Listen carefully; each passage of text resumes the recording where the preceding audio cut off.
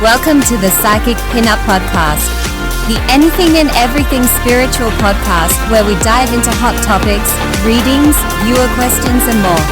Thank you for tuning in.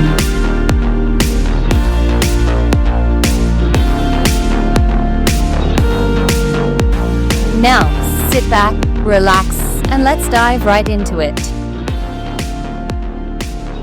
Welcome back to the Psychic Pinup, the anything and everything spiritual podcast. I'm your host, Linda, the Psychic Pinup, and today I've decided that we will be reading out some questions from you lovely listeners, and I will be answering them. Now, what I have done here, I have gone through and I have selected only a handful of them, and I've tried to mix it up a little bit so everybody will get something out of this. I'm quite mindful of that. These questions are a mix of spiritual, psychic development, and real life intuitive living. So here goes. First of all, we have Jade from Byron Bay. Hi, Jade. Thank you for sending your question in to me. Now, Jade says, sometimes I get strong gut feelings about people or situations, but I'm scared. Am I just overthinking? Or how do I know if it's intuition or anxiety? Okay, Jade. This happens all the time, and this is something that I am constantly reinforcing and reminding people, particularly people who sit with me for a reading. And I always say to them to follow your intuition, follow your gut feeling with everything, because it very rarely lets you down. There's so many times where people kick themselves because they wish that they had have listened to their intuition. You know the old saying, shoulda, coulda, woulda, but we didn't, only to be sorry later on. And I'm guilty of it as well. And do you know what, the more you look into this, or the more I think about this, I think also us as human beings, it's something to do also with our upbringing, where for me personally, I feel like it was ingrained in me from a very young age to not be rude to people. And is that why we go against our intuition? Because if we said no to something, or said no to somebody, or you didn't like somebody, are you being perceived as being rude? I don't know about you, but as I said, ingrained in me from a young age, being perceived as being rude. So are we doing that because of that? It's only now that I'm a lot older that I have learnt to go with my intuition with a lot of things, and it's very rarely let me down. And also, you know, with people that you meet as well, you either like them or you don't. I've been guilty of this where I didn't like somebody, or no, that's probably a bit harsh saying that. I'd say the energy's not gelling with me. It's not on the same alignment as my energy. And I've made excuses with that, and thinking, oh, I'm being a bit harsh. I haven't given them a go. We've all been there. We're all guilty of that. Only for later on for you to be correct the whole time. I'm going to say no, you are not overthinking. This is what I call your little spidey senses going off, and it needs to be listened to. And I'm forever saying to people, it is okay to say no, and it is okay to set boundaries as well. Okay, so I hope that helps you, Jade. It's also a lesson for us to stand in our power as well. Just on a side note there. Sorry, I can keep going on and on and on about this. The second question I've got here is Marcus from Perth. Okay, it's always great to have the guys write in. So thanks, Marcus. Thank you for sending your message in. And he says, can spirits get annoyed if we don't acknowledge their signs or messages? I've been ignoring a few lately and feel guilty.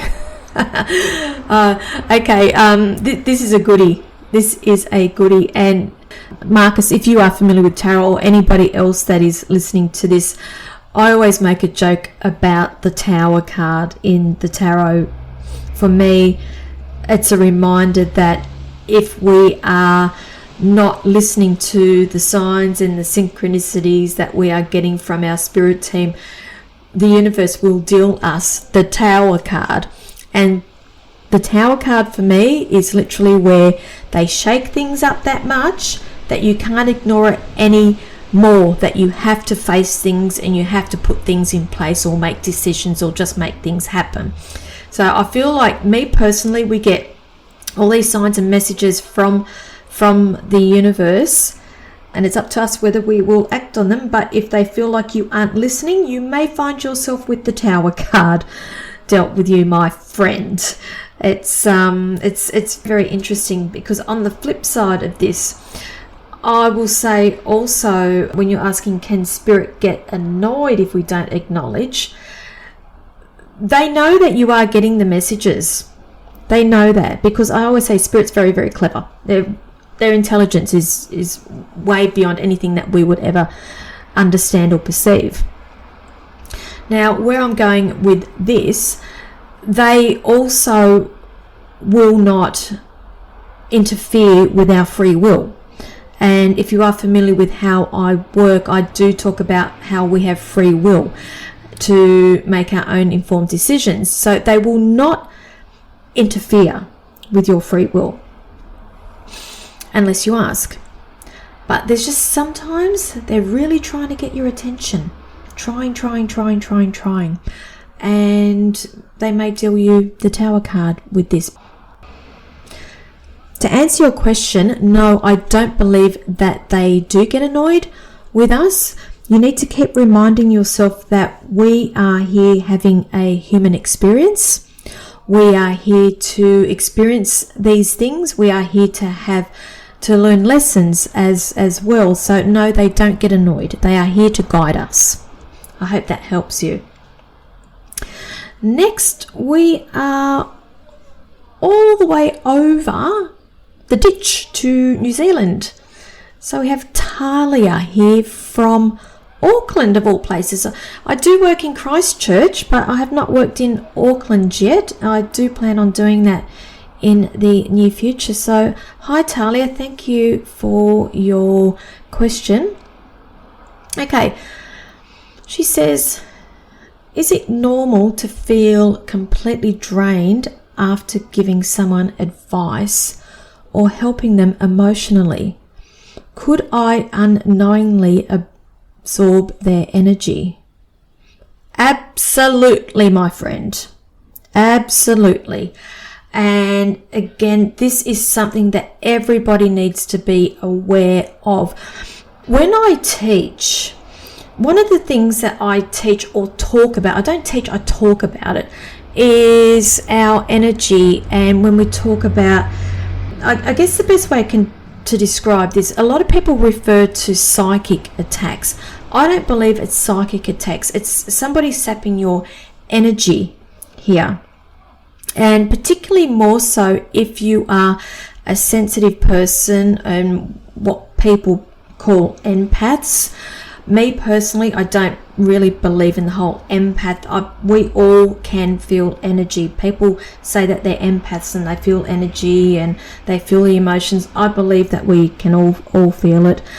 What I'm getting at here is, or what I feel like you are describing to me, is what I call an energy vampire. I do say that Hollywood has a lot to answer for. I know I'm going a little bit off track here, Tahlia, but I will get to the point eventually. Vampires.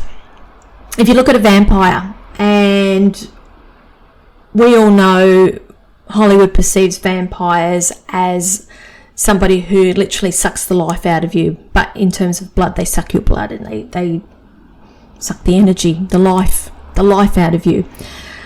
I call them energy vampires. So these people literally suck your energy. They feed on your energy. A lot of the times they don't even know that they are doing it. A lot of the times I walk away from people going, oh my God, that person bloody exhausts me. I can't do this. I can't be in the same room as them. And you'll notice it with the people who are all about themselves. Me. They talk about themselves all the time. Them, their family, this, that. To the point it makes you bloody exhausted and your head's spinning from it. Not once do these people ever ask you how you are, what's going on with you. It's like they feed off your energy.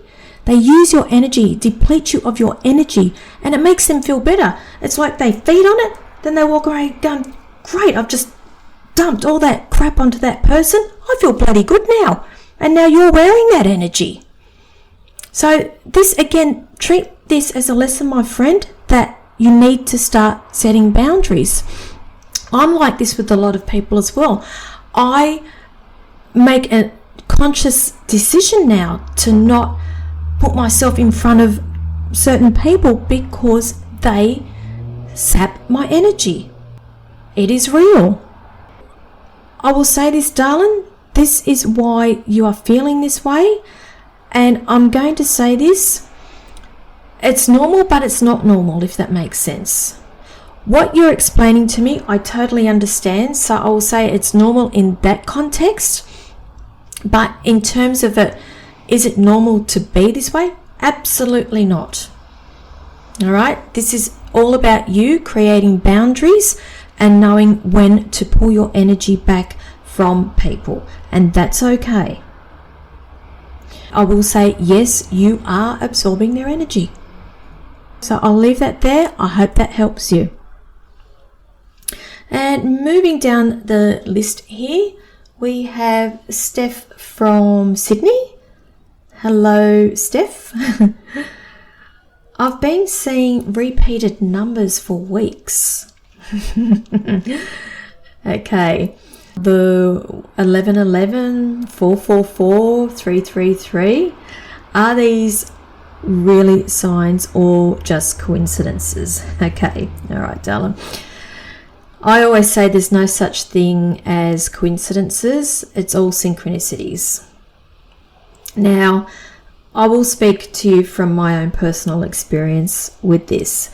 When I first started opening up and being quite interested in this psychic development realm and thought I would like to give it a go, I started seeing all these repeat numbers that you are talking about everywhere, on the oven clock, on the microwave, on my phone, in my car, everywhere, on cars, car number plates as well, on timetables you'd see all these numbers.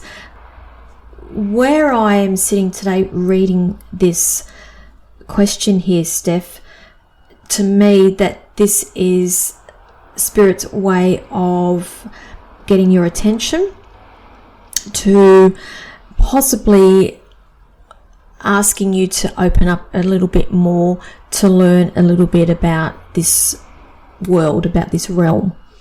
Okay, so I hope that helps you. Just another thing on a side note as well, I'm not a numerologist. These numbers obviously are, that's their expertise, and I always say to people that Google can be your best friend. So if you're wanting to know what the actual meanings are of these, look them up, the 1111, the 444 and the 333, and then you'll start seeing a whole heap of other number sequences as well. Just simply Google them. Angel numbers or spirit numbers, they will give you the meanings with that, but I can pretty much guarantee it is Spirit trying to get your attention. Okay, so thank you for that. Now, next, moving down the list here, we have another person from Sydney. We have Levi. Hi, Levi. Do you believe we choose our families before we're born? If so, why would someone choose a difficult or toxic one? Okay, I just had a conversation with somebody about this other day. Literally, I am of the belief, in my opinion, yes, we do choose our families before we are born. I do believe that we have soul contracts put into place before we choose to incarnate in this lifetime for this human experience. So yes, I do believe we've chosen our parents, we're our siblings, all the people we have relationships with, vice versa. Your parents have chosen you. It's like you've both sat there. Okay, would you like to be my child this time? Would you like to be my dad? Yes, blah, blah, blah. Sign off on that soul contract there. And what experiences would you like to have this time? You know, should I be an absolute bastard this time? How would you like that? Or should I be the loving, doting child that seems to get trodden on all the time? And even down to relationships. Okay, last time I had a really good relationship, a good marriage. So this time I would like to experience something a little bit more toxic and have that experience so I could learn from that as well. Now, you're asking, why would someone choose a difficult or toxic one? Okay, this is the conversation I had with somebody the other day. I don't know. Because we were both at the same conclusion. Why would you even choose that? That's just ridiculous. We don't know our higher self and what we are capable of achieving and learning. We're just here now having this human experience. So the answer to that is, I don't know. I know that it is for a higher purpose. I do know that, but I can't answer that. I know from my own personal experiences as well, I have learned a lot from being in toxic relationships, being in difficult relationships, and having challenges thrown at me. Because if my life was cruisy, think about that. If my life was cruisy, or if your life was cruisy, what's the point? You know yourself, we do become strong from lessons. Okay, so I'll leave that one with you. So I hope that helps you, and thank you for writing in. And the last question I've got for you today is from Nina down in Victoria. She didn't tell me where she was from. I've just got Victoria here, Australia. So thank you, Nina. I want to start developing my psychic ability. Congratulations, I say, but I'm scared I'll open myself up to something dark. How do I protect myself while learning? Oh, okay. We can go down so many rabbit holes with this one, but I'll just try to keep this as brief as possible for this episode. We could actually open up a whole new podcast, a whole new episode with this one, Nina. But developing, again, I'm going to really probably piss some people off by saying this. In my opinion, I don't really think that there is really a lot of dark things. I understand it, but I'm coming from a place of love, of high vibration. So in my mind, not much can touch me, if that makes sense. And I'm going to say this also, that I do believe, no disrespect to any people who are religious, follow religion out there, I honestly believe that religion has a lot to answer for with this, that the fear that is instilled in with people here. For me, and again, I'm going to piss a lot of people off with this, for me, religion comes from a place of fear. And if we don't do things a certain way, this, that, you won't go to heaven, you won't do this, and you'll go to hell and sit in purgatory, and everything else that's attached to that. For me, what I do in spiritualism and spiritual work, it's all about the love. It comes from a place of love, not from a place of fear, if that makes sense. I'm going to put this back onto you, Nina, and ask you, do you come from a structured religious or semi-religious background? Because I wouldn't be surprised if that is what you are sitting with, the fear of opening yourself up to the deep demonic entities that are there if you open up, and yada yada yada. And I know I'm going to piss some people off with that, but it is what it is. Write in, drag me over the hot coals, I don't care. Don't care. that's just my own personal belief with that, and I have lived this. I have dealt with people who have been on my back about how I'm going against God, going against religion. At the end of the day, what I do, I help people. There's nothing dark, there's nothing demonic about it. In fact, I heal people with a lot of words. I give them words of comfort as well. I know I'm going a little bit off track with what you are asking me here, but it's the way it rolls with me, darling. I'm sorry. Don't be scared. And if you are scared, just do it a little bit by little bit until you are a little bit more confident in where you are sitting with your spiritual development. You're asking, how do I protect myself while learning? Well, when I first started learning, I used to visualize, putting the white light around me and protecting myself in that beautiful cocoon energy bubble, asking spirit guides and teams to come forward and to protect.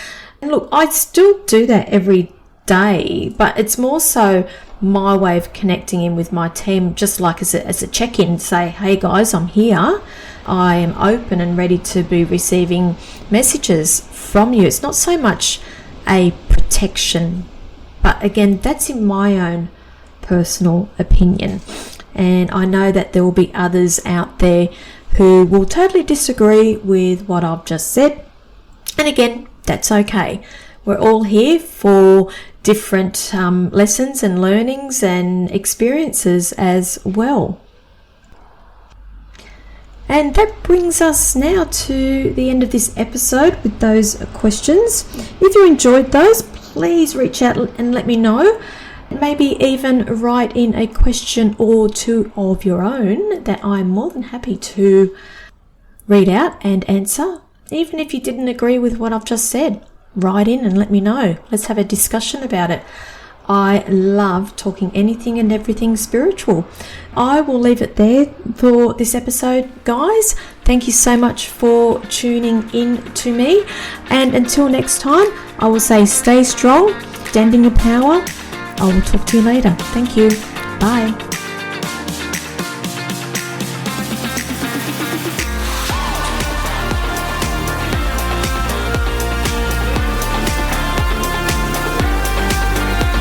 You have been listening to Linda, the Psychic Pinup. Linda is a psychic medium based on the New South Wales south coast of Australia. You can connect with her via her website, thepsychicpinup.com.au, or join her on her weekly live feeds on Facebook, Instagram, and YouTube, all under the same name, The Psychic Pinup. Thanks for listening.